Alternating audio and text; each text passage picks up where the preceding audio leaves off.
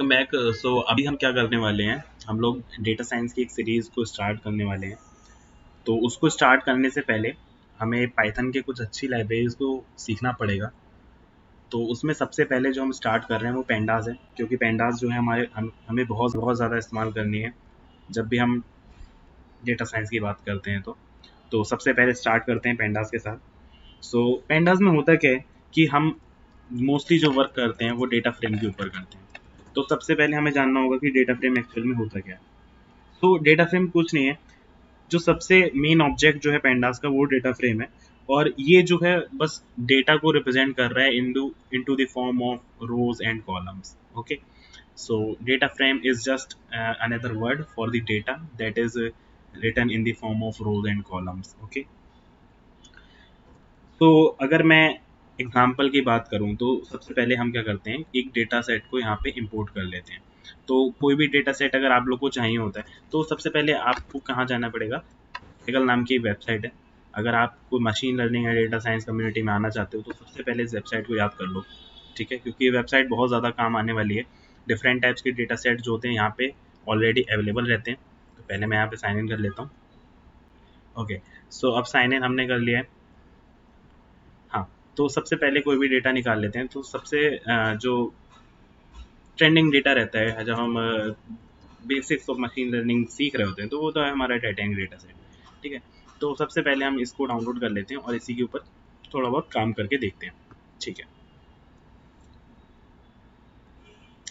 सो यहाँ मेरा data set जो है वो आ चुका है। तो अभी हम जो है सबसे पहले काम कर रहे हैं यहाँ पे गूगल कोलैब के बारे में, गूगल कोलैब के ऊपर। तो गूगल कोलैब जो है गूगल के द्वारा दिया गया एक ऑनलाइन सॉफ्टवेयर है जिस पे आप अपने पाइथन कोड को रन कर सकते हो। और जुपिटर जैसा ही है, अगर आप जुपिटर यूज़ करना चाहते हो तो जुपिटर यूज़ कर सकते हो, लेकिन इस कोर्स में मैं गूगल कोलैब ही यूज़ करूँगा। ओके, तो सबसे पहले हम जो है इस यहाँ पे अपने डेटा सेट को इंपोर्ट कर लेते हैं। ठीक है, तो उसके लिए सबसे पहले हम साइड में जाएंगे और यहाँ पे एक अपलोड कर देंगे एक फाइल।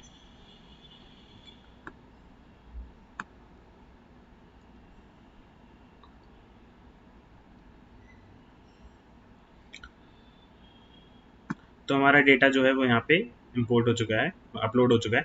तो अब हमारा डेटा को हमें इंपोर्ट करना है। तो सबसे पहले हम यहाँ पे अपने पेंडास को जो है इंपोर्ट कर लेंगे, क्योंकि उसी की मदद से हम जो है डेटा के ऊपर काम कर पाएंगे। ओके, तो हमने पेंडास को इंपोर्ट कर रहे हैं। एंड नाउ अब हम तरीके से उस डेटा को यहाँ पे लिखेंगे। तो हम उसके लिए लिखेंगे डी एफ जो आपका कोई भी जो उस डेटा को आप नाम देना चाहते हो। मैंने यहाँ डी एफ दे दिया, आप डेटा दे दीजिए, कुछ भी नाम दे सकते हैं। तो अभी हम पेंडास को पीडी के फॉर्म में लिया है, तो P D dot read C S V. Okay, ठीक है, तो P D dot read C S V लिखने के बाद डबल कोट्स के अंदर जो भी इस फाइल का नाम था, जैसे कि यहाँ पे tested dot C S V है, तो tested dot C S we.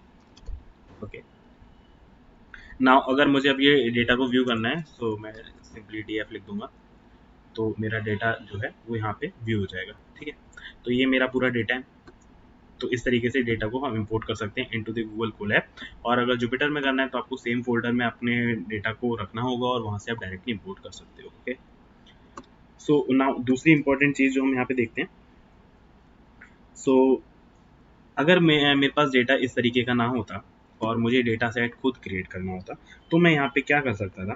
तो मैं यहाँ पे ऐसे कर सकता था, जैसे एग्जांपल के लिए मेरे को टाइटैनिक डेटा बनाना है, तो मैं लिख सकता था Titanic data is equal to, और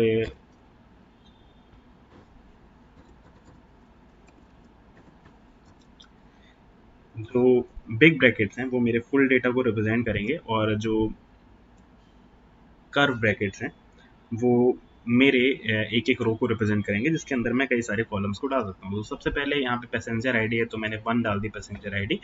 एंड सिमिलरली यहाँ पे सर्वाइव्ड है, तो मैंने 0 डाल दिया। पी क्लास जो भी वैल्यू है वो 2 डाल दी।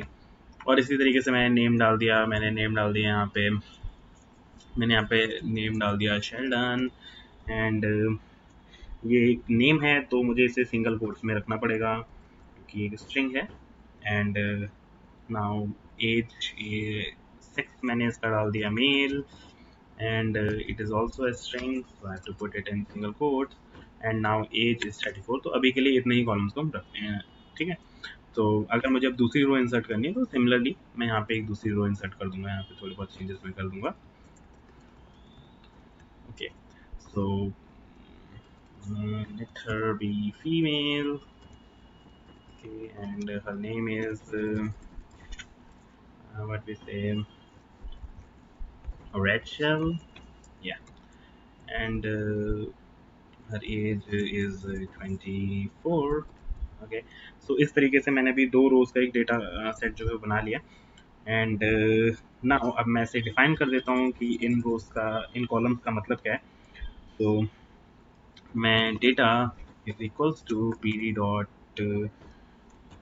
Data frame, and it is what we call it as Titanic data, and उस column is equal to, first one is passenger ID, and second one is survival, and third one is the P class, and the name, and the sex, and age। Okay, so ये मैंने define कर दिया है। And now अब हम data को view करते हैं। सो ये हमने एक डेटा सेट जो है खुद बनाया। ओके, सो नाउ आगे बढ़ते हैं।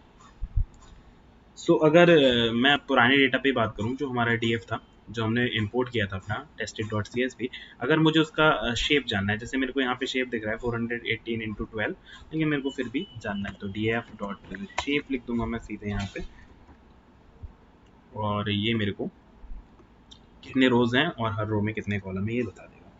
और अगर मेरे को ये पूरा डेटा इस तरीके से नहीं देखना, मुझे शुरुआत की सिर्फ 5 रोज को देखना है, तो मैं यहाँ पे लिख दूंगा df.head, and it will only show the top 5 rows। And similarly अगर मेरे को बॉटम 5 रोज को देखना है तो मैं यहाँ पे लिख दूंगा df.tail, and it will be done। And अगर मुझे स्लाइसिंग करनी है, जैसे मुझे सेकेंड से फिफ्थ तक का डेटा जो है उसे देखना है, सो df 2 to 5, and it will show the data from 2 to 5 but not including 5, so 2 3 4 only।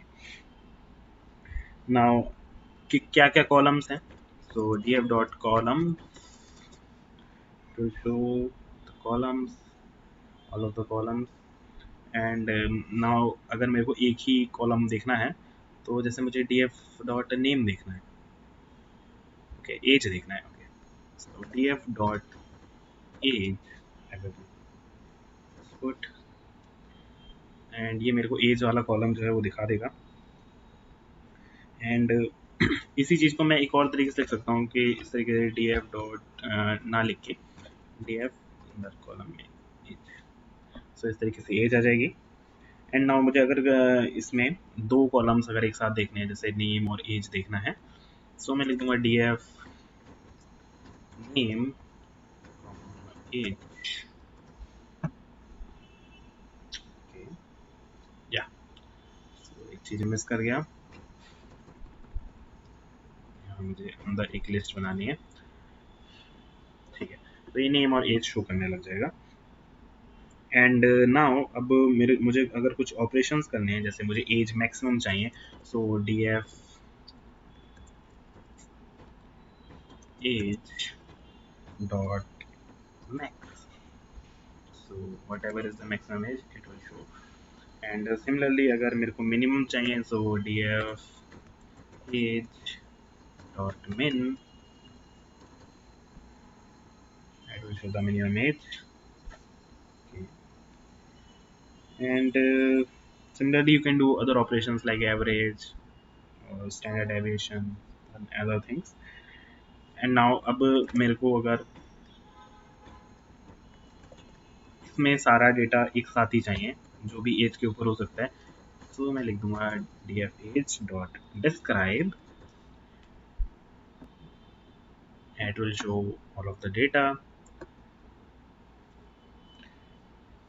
and now let's say I have to select that row in which we have maximum age. So we will just say df.age is equals to df.age.max, and to show that row which has the maximum age. And you can similarly type for the minimum or other things. So this was all for the data frame, and hope करता हूँ कि अभी data frame का जो जितनी भी बात है, डेटा फ्रेम पे जितने भी ऑपरेशन है वो समझ में आए होंगे।